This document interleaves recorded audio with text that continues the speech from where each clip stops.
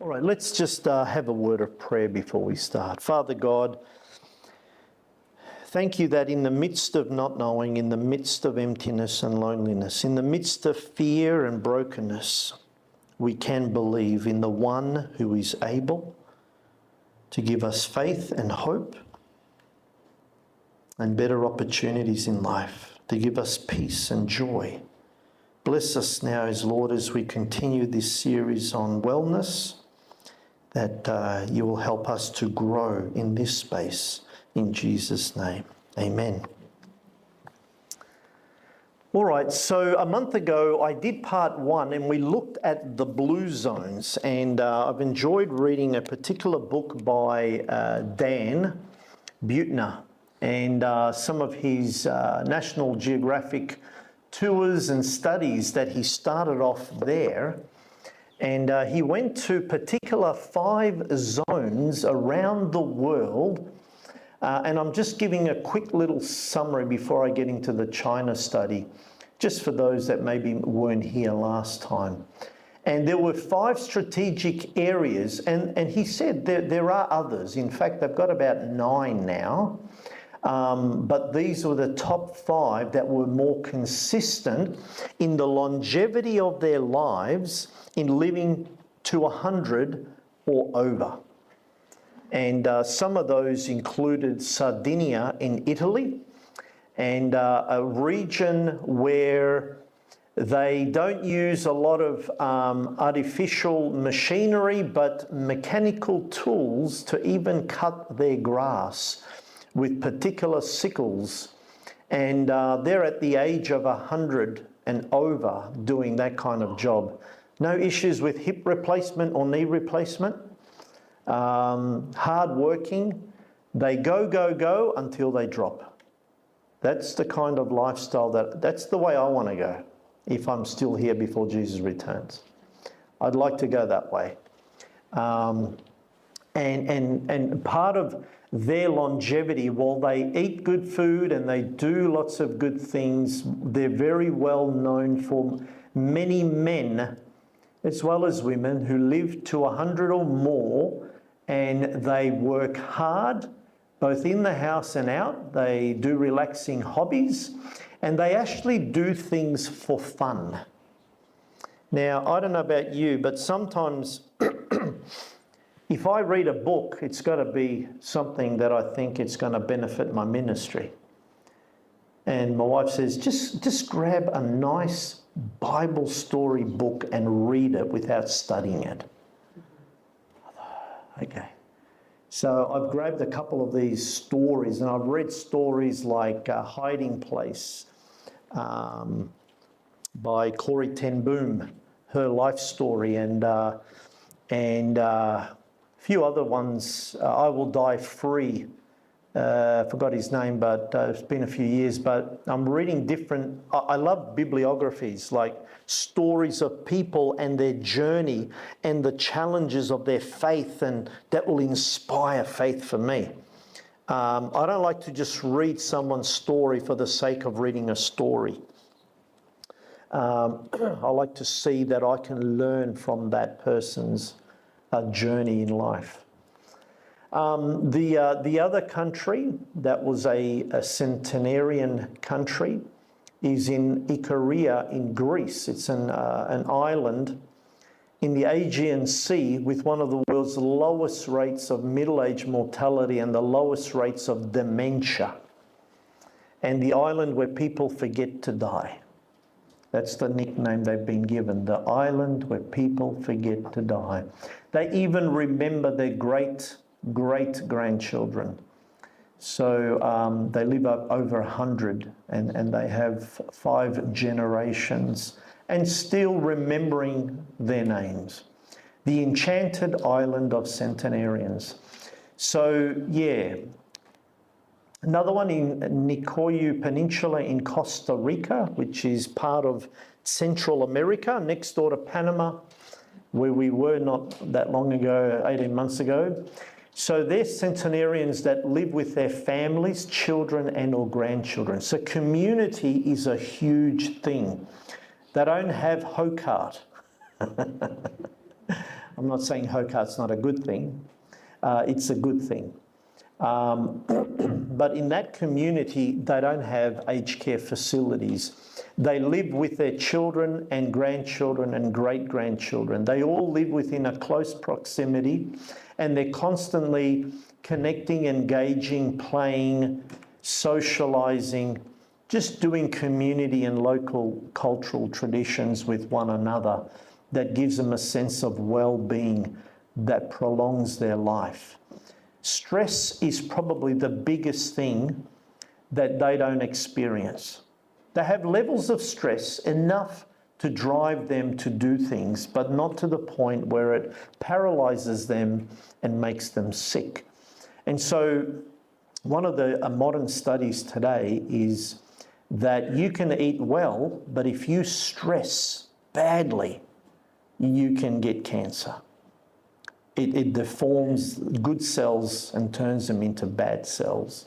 So stress is a huge thing as a mental feeling that we feel and our body feels, and it changes the molecular structure of our bodies and shortens the lifespan, and it makes us age more. Stress makes us age more.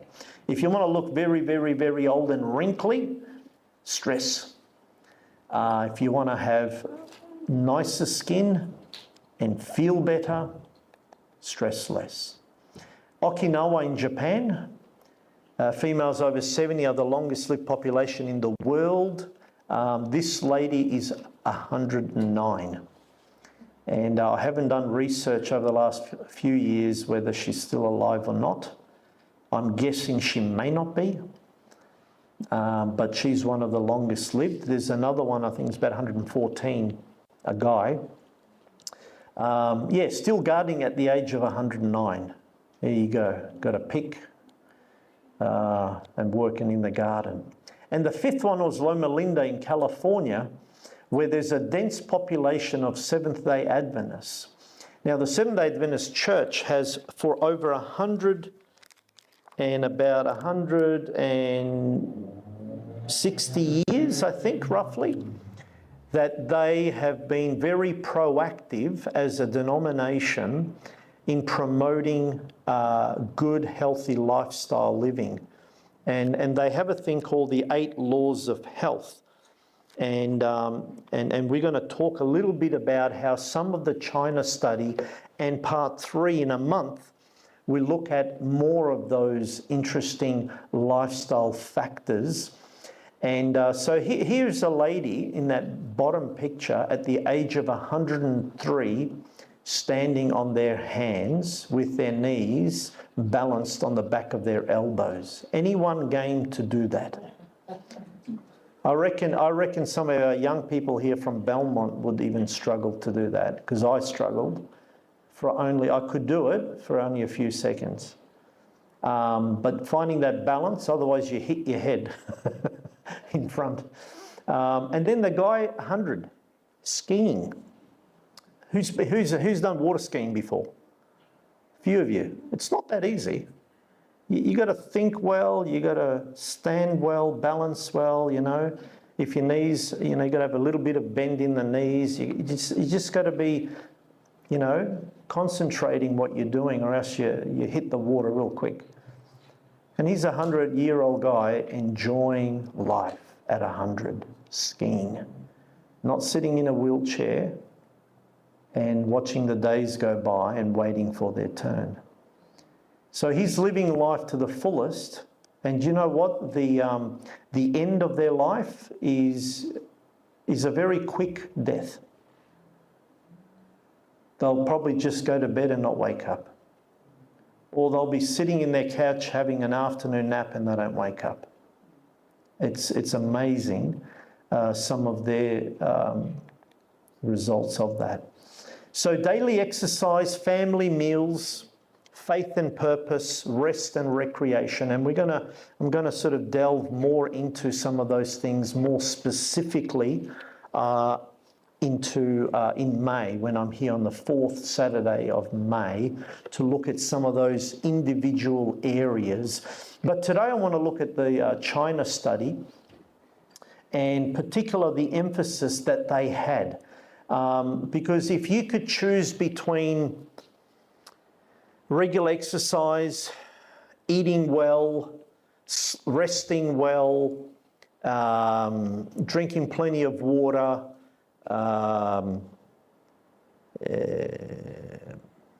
being outdoors in the sunshine, trusting God, a lot of these different lifestyle practices, if you could choose one and master it and ignore all the rest, which one would it be?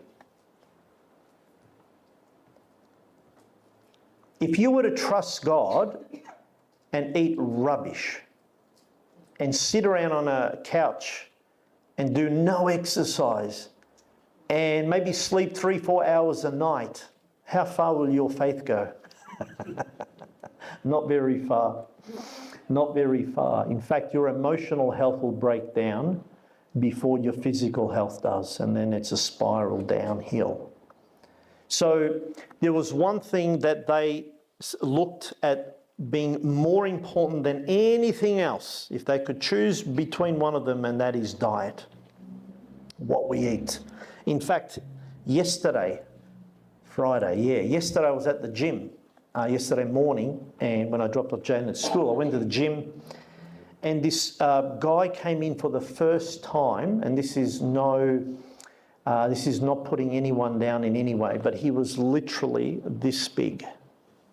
This big. He could barely walk and sit down on one of those, like a bench press thing, to be able to lift a kilo or two or something. Just little things. You know, you start small, and I'm thinking, good on him. But I wonder if he's changing the fuel he's putting in his body. You know, he can be exercising for years and he won't lose much weight. So how we eat and what we eat and when we eat, there's a lot of how, when, what, which we'll look a bit later on, is very important. So it's like you can have great tyres, the right pressure in your tyres of the car. You can have a great engine. All the pistons are ticking. Every part is working meticulously. And then you put diesel in your unleaded tank. Or the other way around. How far are you going to go? Not far. You'll wreck a good car. So you put bad food in your body, you'll wreck a good body. Because when you follow these lifestyle principles, I'm not saying do it religiously, I'm saying do it well. Because it's not about religion, it's about taking care of your body. And nature will take care of itself. Your body will say, this is how much you need to lose weight, or this is how much muscle mass you need to develop, or this is how much whatever. If you do all these principles, your body will catch up and will regenerate itself. If you cut your arm off, I'm sorry, it won't grow another arm. I can't help you with that one. That'll be the resurrection morning. Okay?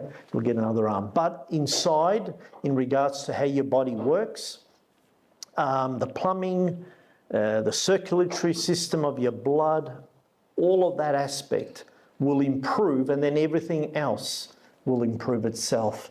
Last time I read a lot of these Bible verses. I won't read all of them. That's not my focus this morning. But one of the things I want to emphasize is that bottom one. It says, whether you eat or drink or whatever you do it all for the glory of God. You know, some people say, oh man, this is too hard. I give up. I don't care about my body. Well, that's pretty selfish. Because you've got a wife or a husband, or you've got a partner, or you've got a friend, or you've got nephews and cousins and people who care for you. Being selfish to not care for yourself, knowing that relationships ultimately is what matters. If we were all healthy, we ate well, we exercised, we did that, but we lived for ourselves, that will be the most miserable life. We were created for community. We were created for connection, belonging, acceptance. All of those things are essential to find that truest sense of happiness. And when we honour God, who is our creator, who made us, that is in and of itself a source of good mental health. When you think faith, when you think positiveness, it empowers your body to begin healing itself. Very important. Stress, anxiety, all of those things, when not managed well, destroys our health. All right, let's have a look. So let me give you a little bit of a background of what this China study is. So I've got this book here, The China Study. And as I was studying through that and a few other websites and even preliminary studies and post-studies that they came out with results and things, it was a study that was done in China. They realised, let me just, oh, here it is here. They were realising that only 4 in every 100,000 males under the age of 65. So that's, I'm not saying anyone over 65 is not a life of significance, but I'm talking about an active life.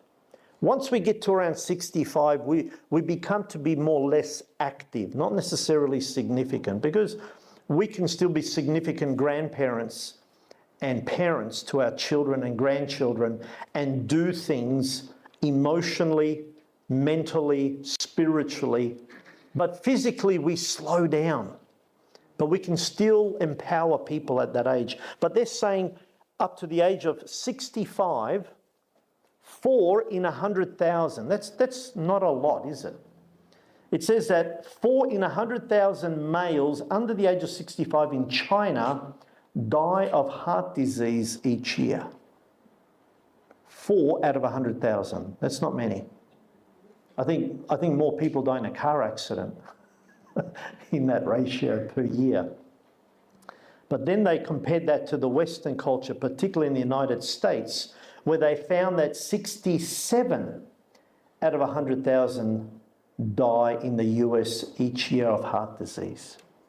So it's a huge difference. So they said, well, what are they doing differently that we need to better understand what they are doing? In fact, there were parts of China, there were parts of China, regions of China around, is it Beijing, one of the main, I think the capital city in China, Beijing. They had a very, very poor health. In fact, it was very similar to the Western world. The Western Americans, Europeans, Australians. Why? Because they adopted, Big Mac, fast food, all of these junk food stuff that was prevalent in these big cities. And when they discovered these regions in China, most of them were in the rural areas. Why? Because they had less supermarkets and they had more gardens and veggie gardens and farms. And they lived off the land more than they lived off the shop. They lived a slower life. They spent time in the garden. They did gardening. They didn't just run quickly through a drive-through and grab your meal in 5 minutes and go out, eat on your way to something really quickly. They lived life. They slowed right down. And they began to enjoy the produce of their vegetables and fruit that they grew in their gardens. Rice paddocks, China, of course, rice is a big thing in China, but everything else that they grew. Soybeans. We're just discovering certain soy products these days, where they've had them for like decades and decades. We kind of didn't follow. I mean, even herbal medicine that China has also helps them in their healing process with other issues of health and all of that. So that's an interesting thing. So this study was done between Cornell University, so that doctor there, his name is Colin Campbell, and his son also, Junior Thomas M. Campbell. They did a study. They're Adventists. They're Seventh-day Adventist professionals that worked in Cornell University in partnership with Oxford University and the Chinese Academy of Preventive Medicine. And they collated studies. So they did it in groups. So they had Oxford University deal with certain regions and someone else with others, and they did multiple regions of studies, over 20 years of studies, and they put all that information in that book, the results from what they found. And it's interesting, and they actually, I'm just going to show you a couple of little clips. Along the way, he came out, this is Colin Campbell. He was one of the researchers, but one of the main ones that pushed it forward and not only got all that information collated in this book, but he got it out there. And it's influenced a lot of people in our modern world today that we know about, in the movie world, in the sports world, and all of that. So one of his first videos they made was called Forks Over Knives. A lot of these videos were brought out on Netflix and a lot of other TV shows in our community. And I'm just going to show you just a little clip of this. This could be the first generation of children in the United States that lives less than its parents. I got 2 pills I take for my diabetes, then I got 1 for cholesterol, high blood pressure, and then I take Byetta, which is an injectable. I was getting really shaky and I'm sick and fatigued, and that's when they diagnosed me with hypertension and diabetes. Obesity, diabetes, heart disease, high blood pressure cost this country more than $120 billion each year. People are saying, you're crazy, you're a cancer patient, you should be resting. Doctors told me this. When I had the second heart attack, the doctor said I should prepare for death. Heart disease is an absolutely toothless paper tiger that need never ever exist. People who were raised in Japan, the Philippines, Korea, China, never had heart disease, prostate cancer, colon cancer, breast cancer, rheumatoid arthritis, multiple sclerosis. This is the atlas of cancer mortality in China. Virtually the Western diet was non-existent. They had no animal products. They had no dairy, no meat. We learned that we could turn on and turn off testacles just by adjusting the level of intake of that protein. I knew at that point what caused most diseases. Our national authorities are simply exploiting this concept in order to protect the status quo. With the Western diet, there are going to be 500,000 people in this country this year who will have to have the front half of their body divided, their heart exposed. Some people would call that extreme. I know of nothing else in medicine that can come close for a plant-based diet to do. If you go through life thinking what happens to you from a health perspective is based on your genes, you're a helpless victim. I reversed the diabetes. The diabetes is not coming back. I just can't understand what it's done to change my life. Diet is so much more important than anybody ever thought. To me, the answer is so simple it's coming. It's just people starting to take responsibility for their health and starting to eat more plant-based foods. It's that simple. So that goes for about an hour and a half. This is just a... And then, of course, it developed further from food to freedom, and I won't show all of it. I'm just going to show a little clip from some of these. Is a warning. More than 500,000 of our children have diabetes by the year 2060. On the market since 2017, the FDA-approved drug for managing type 2 diabetes is soaring to newfound fame. We're ignoring the thing that really matters. It's extremely important that we finally get to know what we have not known.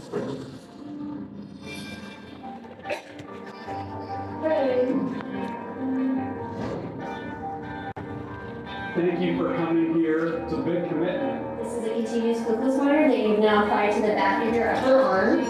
we're taking people who are eating the standard American diet and we're feeding them foods that kind of feel a little familiar to them. I would like to feel better, I'd like to feel happier, and I want to burden proudly. Rome wasn't built in a day. First thing they said, they make it feel like your insulin's going to take care of things, and they just keep increasing your doses. And because of the cost of insulin, there were times that I went to a food pantry. The burden of chronic disease, it can be quite severe. I'm not trying to get sick, but I'm trying to take care of So your lab results show. It's a time that is ready for revolution. The Stankovic, a lot of people who don't know they're not rich or Being free of pharmaceutical companies controlling life. And when you make that decision, you be free.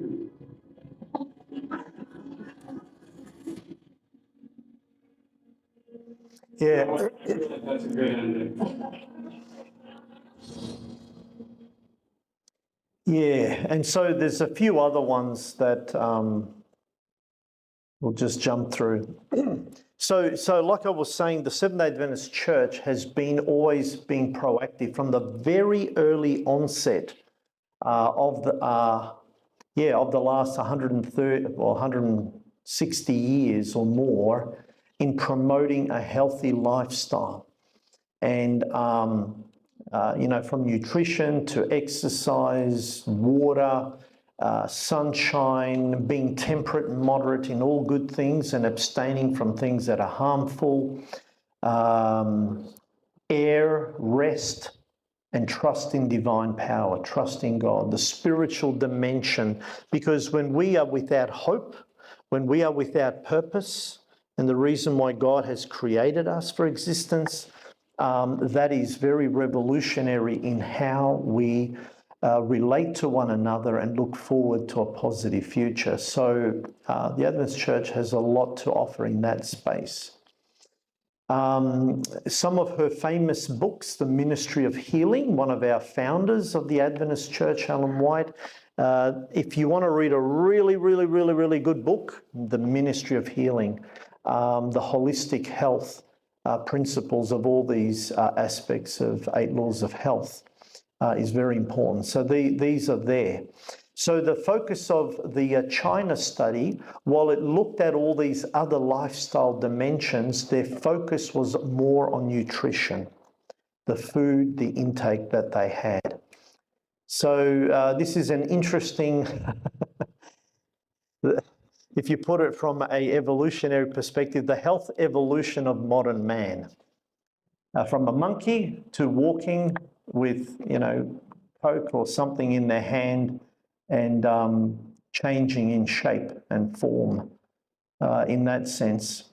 So the nutrition is one of the first ones. And in fact, in the principles of health, proper diet or nutrition is one of the foundational things that we need to better understand. And, you can eat broccoli in a sloppy, steamed or boiled way, or you can do it my way, and my kids eat it.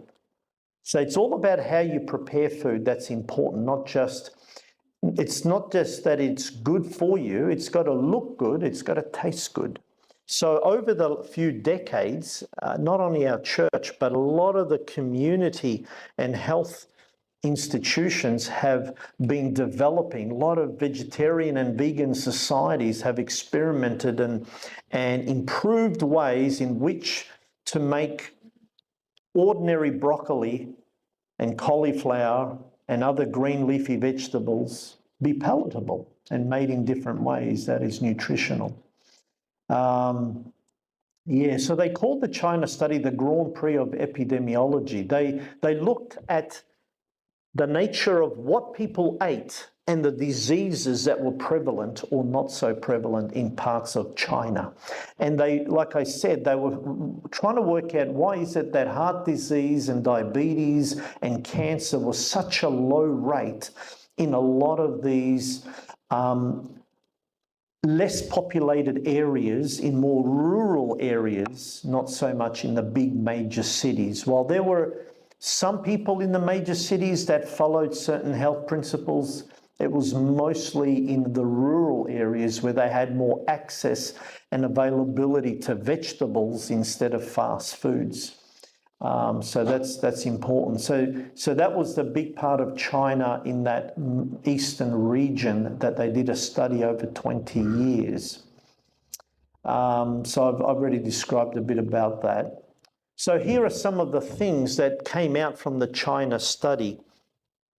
That weight loss and maintaining weight loss was sustainable by following a good healthy diet, plus as well as exercise and a few other things. But if you didn't have a good diet and you just ate takeaway and junk food and fatty foods and more meat products and hardly any fruit and veggies, and you did exercise and all of that, it wouldn't help much. Wouldn't help much. It's like running uphill expecting to not pant.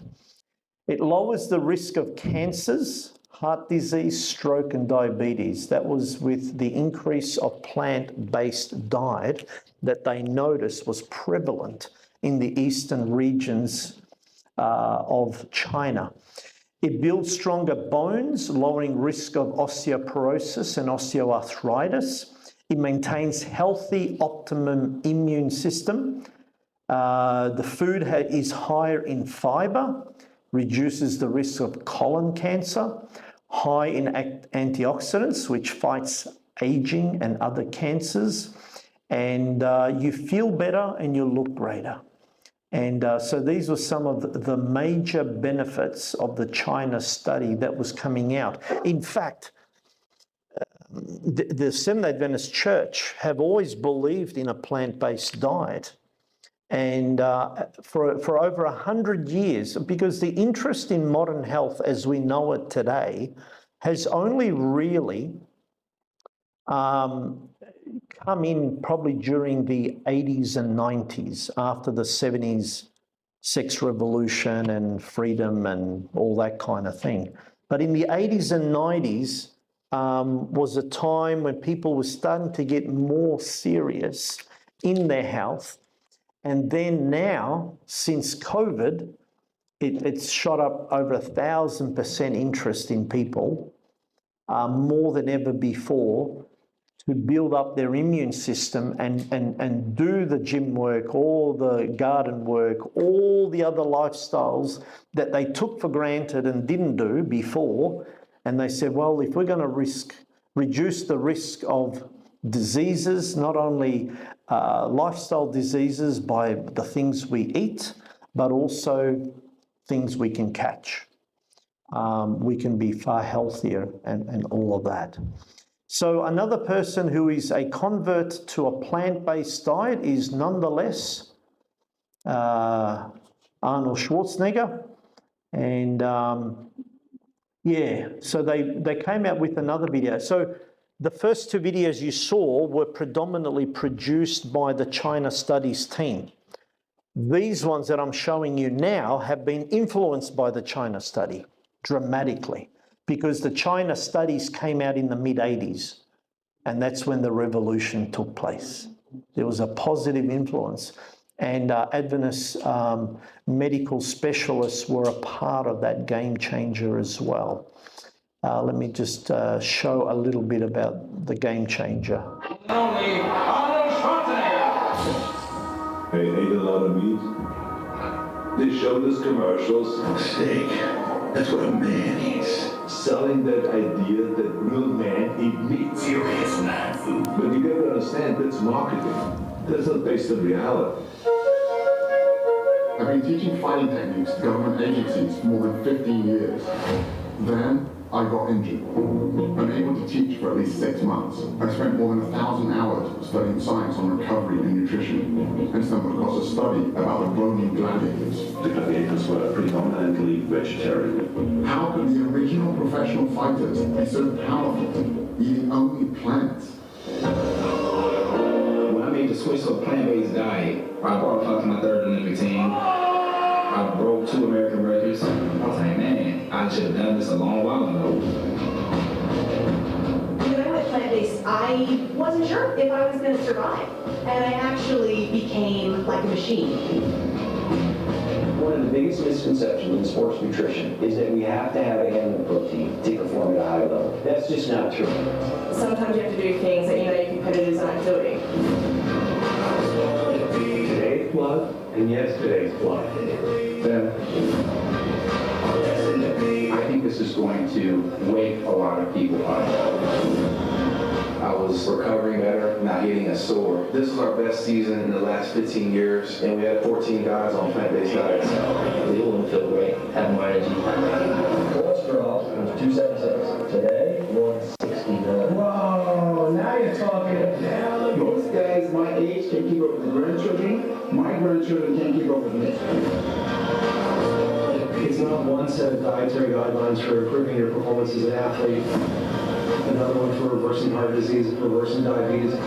It's the same for all of them. Someone asked me, how could you get as strong as an ox without eating any meat? And my answer was, have you ever seen an ox eating meat?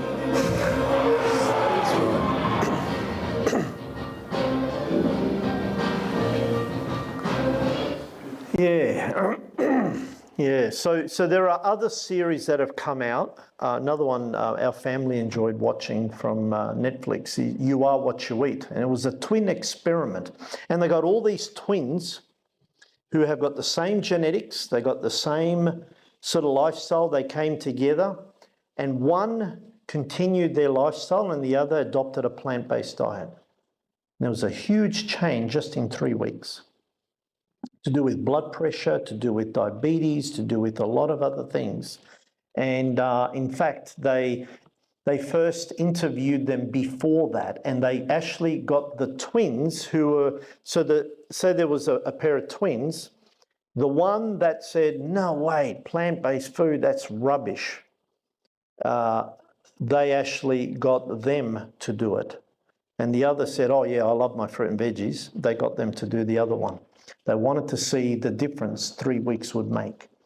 And it was amazing. And yeah, so I'm not going to show that one. Another person who's a vegan is a former US President, Bill Clinton. He goes to a lot of summits, health summits, world health summits, and promotes a healthy lifestyle. And that's something he adopted more so after his presidential election, because he suffered, I think he had triple bypass and a few other health complications, and now it's all good. And Novak Djokovic, one of my favorite tennis player, he's been the longest #1 and probably they call him the GOAT.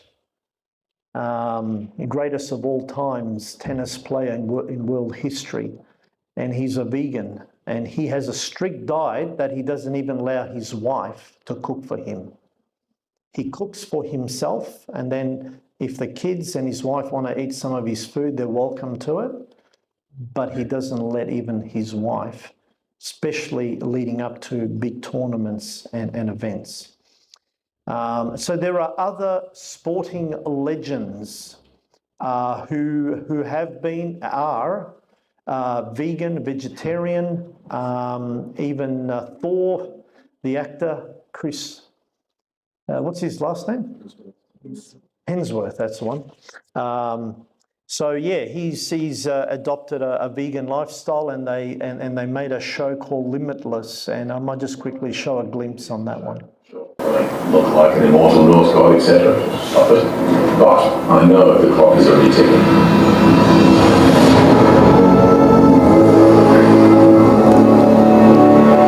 I'm teaming up with the world's leading longevity experts.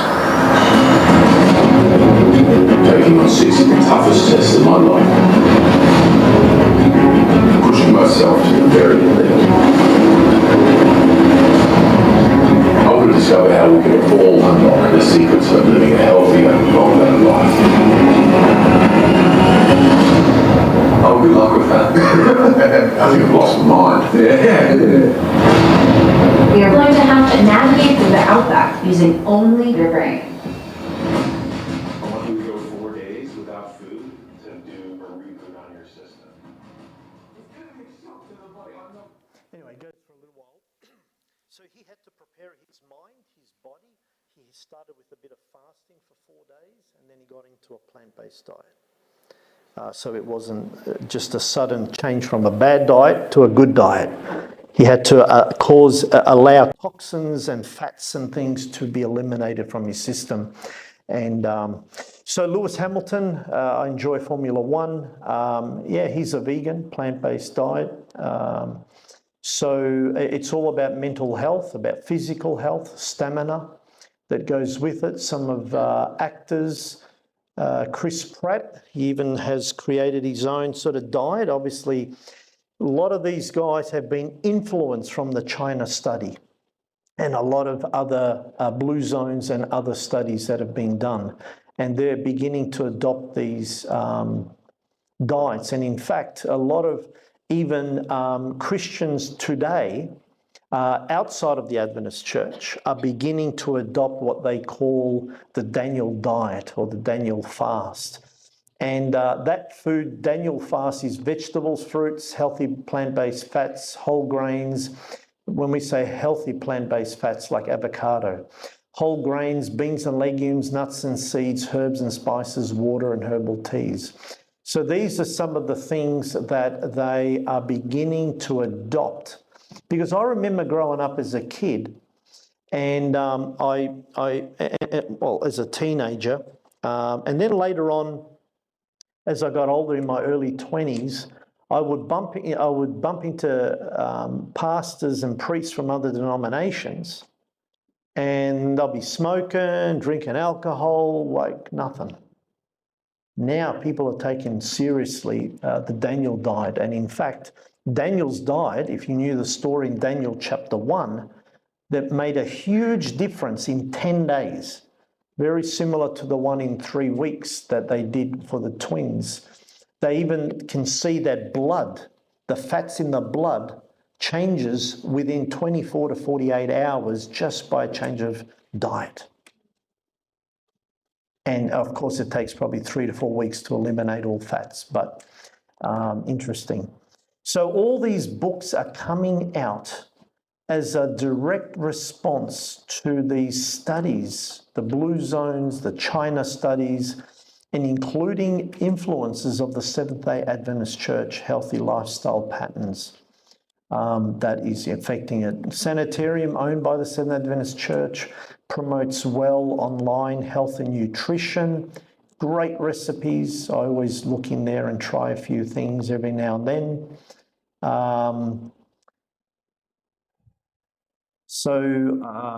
Just got a mental blank. Sue Rad. Her original name is Radovanovic. She's Serbian background, and we grew up together in Melbourne in church, in Sabbath school. She's become a leading nutritionist, not only in the Adventist Church, but even in Australia, in the medical world. And so she's come out with books like Food as Medicine and a lot of other cookbooks and things like that. Darren Morton, he's a lifestyle medicine guru, not only in the Adventist Church, but throughout Australia. He's been interviewed, as I've shared a month ago, by Channel 10/7 regularly, about the importance of our diet and our healthy lifestyle choices, exercise and all of that on our mental health. How we feel impacts what we eat. Let food be your mood. That means the food you eat will affect the mood that we live. So there's a huge thing, and one of the things the Adventist Church failed to do for a long, long time is focus on the importance of mental health. They focus more on what you eat, more than anything, even of exercise or proper rest or temperance and all of those things. They focus more on food. but now they've grown in that space and they're focusing on all areas, including mental health, because the 8th law of health in the Adventist Church is trust in God. When there's no trust, when there's no confidence, your identity as a child of God, as a human being, is directly related to your relationship to your Creator. When you don't have a positive connection with God by faith, and if you don't have positive connections with other people in our relationships, we suffer in our mental health.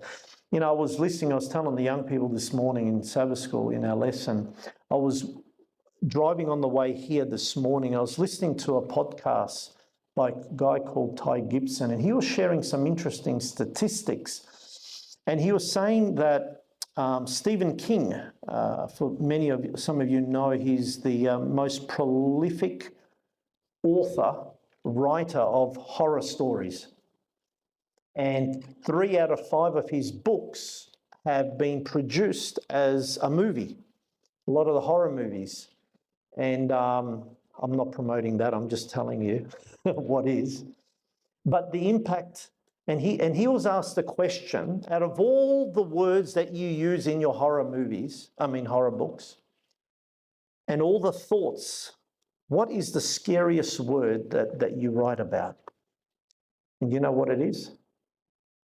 Alone. Alone. So being alone and lonely is the biggest effect of mental health in our society today. Loneliness and isolation. People can be with people and still not be there. They're absent-minded, they're dysfunctional in their thinking and their capacity to relate. From mental health, which causes loneliness, and people can be lonely, which will impact their mental health either way.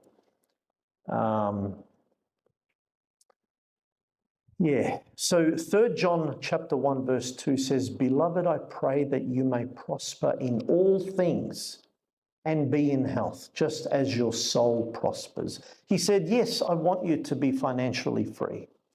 Yes, I want you to have good relationships with people. Yes, I want you to do all these good things in life, but I want you to be in good health in the same way as your spiritual health and relationship with God is. If we have a poor relationship with God, it will affect our mental health. It will affect our choices in what we eat. And if we choose wrong things to eat, and if we choose to have a negative attitude and stress, it will affect even our faith. So they're all interconnected through our nervous system. Very important, through the amygdala, parts of the brain that, it's interesting. If you want to study 2 interesting parts in the brain, the amygdala and the hippocampus. One regulates stress and fear and emotions, and the other one creates it. And if one doesn't work, then you can be paralyzed by fear, paralyzed by negativity. But the hippocampus balances that out. And good health is what helps to balance that part of the brain. So next month, I'm going to focus on all the other 7 principles of health, and how the Adventist Church has not only impacted that, but how the Blue Zones and the China study collectively reaffirms the importance of these lifestyle choices today. Not only to survive in a world of toxicity, climate change, whichever way you believe it, or environmental changes, the increase of violence and evil in this world. All of these things help us to cope better and function better in what the choices that we make. So we're going to look at exercise. We're going to look at water, not just drinking water, but how we use water in our daily lives. Sunshine, the importance of outdoors, temperance, the importance of balancing between, you can eat good food and eat too much, and it's not good for you, even plant-based. Guess Yeah. Fresh air, the importance of getting outdoors. You know, oftentimes I visit people and I go inside and it's pitch dark, almost as dark as going inside a cave. We went caving last weekend with the Pathfinders, and you can't see like that far in front of your face if you turn the head torches off. And I go inside, I'm thinking, come on, bro, bring on the light. What have you shut yourself in here? Come on, let's open it up. And he's like, and he says, come on, man, we got to speak life to this room. I said, that's why you're all upset and depressed and anxious, and you're not allowing the sunshine to come into your eyes. That affects your moods, what we see and what we touch and feel. It's amazing. And then we'll look at the importance of rest, different kinds of rest, nightly rest, weekly rest, monthly or quarterly rests.